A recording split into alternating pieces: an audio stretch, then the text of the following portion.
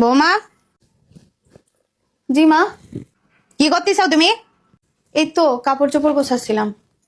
শোনো, তোমার বাপ মারে বলবা এবার ইফতারি যেন একটু আগে আগেই পাঠায়। মেয়ের বাড়িতে ইফতারি কি রোজা শেষ হয়ে গেলে পাঠাবে? আগের বার তো একদম ঈদের আগে আগে দিছে, আমি কারোর কিছু বলতেও পারিনি। জি ঠিক আছে, আমি আজকে আমার মাকে ফোন করে বলবো। একটু চিন্তা করে না তোমার বাপ মা যে মেয়ের বাড়িতে ইফতারি পাঠাতেই হবে? আমার কেন বলা লাগবে? তুমি আজকেই বলবা ইফতারি পাঠানোর কথা।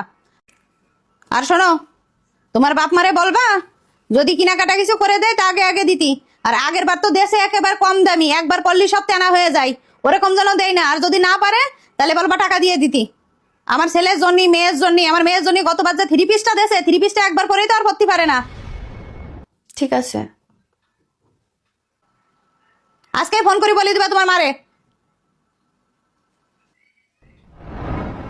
জি ঠিক আছে, আমি আজকেই ফোন করে বলবো। আর শোনো, ওই ঘরের কাজ শেষ হলে রান্নাঘরে চলে আসো। ঠিক আছে, আপনি যান, আমি আসতেছি।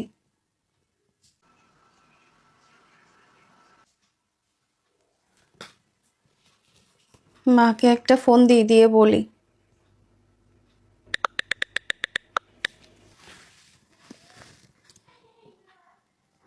হ্যালো। কি রে মা? হ্যাঁ মা। কেমন আছিস মা? মা, এই বাড়িতে ইফতারিটা এবার একটু তাড়াতাড়ি পাঠাও। মারে কি বলবো, তোর বাবার শরীরটা না একদম ভালো নেই। কি বলো? হ্যাঁ রে মা, তোর বাবা কাজে যেতে পারছে না, কি যে করব। শাশুড়ি কেবলমাত্র বলে গেল তোমাদের বলতে ইফতারি যেন তাড়াতাড়ি পাঠানো হয়। গতবার দেরি করে দিছো, তাতে তাদের নাক কাটা গেছে। সমাজে তাদের নাক কাটা যায় দেরি করে ইফতারি দিলে, কারো কাছে কিছু বলতে পারে না। শুধু তাই না মা, আরো বলছে কেনাকাটা করে না দিতে, তোমাদের বলছে টাকা দিয়ে দিতে, তারা কেনাকাটা করে নিবে। গতবার তোমরা যেটা কিনে দিছিলে সেগুলো তাদের পছন্দ হয়নি। আমার ননদের থ্রি পিস নাকি ভালো হয়নি, আমার শাশুড়ির শাড়ি ভালো হয়নি, কারোর কোনো কাপড় চোপড়ই ভালো হয়নি। বলছে এবার টাকা দিয়ে দিতে, কেনাকাটা তারা করে নিবে। আর যদি কিনে দাও তাহলে সেরকম ভালোটা কিনে দিতে হবে। আচ্ছা মা, তোর বাবাকে বলি ধার দেনা করে হলেও যেন তোর শ্বশুর বাড়িতে ইফতারি পাঠায়, আর যেন কেনাকাটা করার টাকা দেয়। আচ্ছা ঠিক আছে মা, তুমি একটু বাবাকে বলো একটু তাড়াতাড়ি পাঠাও মা। আচ্ছা ঠিক আছে মা। দিন রাত 24 ঘন্টা আমাকে কথা শুনতে হয়। কি ব্যাপার ভাবি, তোমার মন খারাপ কেন? কিছু না ছোট আপা, তুমি যাও, আমি আসতেছি। কি হয়েছে মা, কিছু বলছে? আমার কাছে বলো। আসলে মা আসছিল কিছুক্ষণ আগে, বলছে আমার বাবা মা যেন তাড়াতাড়ি ইফতারি দেয়, না হলে কারোর কাছে মুখ দেখাইতে পারবে না, নাক কাটা যাবে সমাজে। শুধু তাই না, গতবার কেনাকাটা করে দিছিল, তোমার থ্রি পিস দিছিল, মায়ের শাড়ি দিছিল, এগুলা নাকি ভালো হয় নাই, কাপড় খারাপ ছিল। এবার বলছে টাকা দিয়ে দিতে। কিন্তু আমার বাবা অনেক অসুস্থ, মায়ের কাছে ফোন দিছিলাম, কাজে যাইতে পারে না বাবা। সেজন্য আর কি একটু চিন্তা করতেছি কোথা থেকে। সমস্যা নাই, আমার বাবা মহাজনের সাথে কথা বলবে, বলে ধার করে হলেও এনে দিবে। কি বলো মা, ইফতারি চাইছে? গতবার যে থ্রি পিস দিছিল ওইটা তো আমার পছন্দ হয়েছিল, ভালো ছিল থ্রি পিসটা। মা কেমন কথা বললো, মায়ের শাড়িটাও ভালো ছিল। এগুলা তো ঠিক না।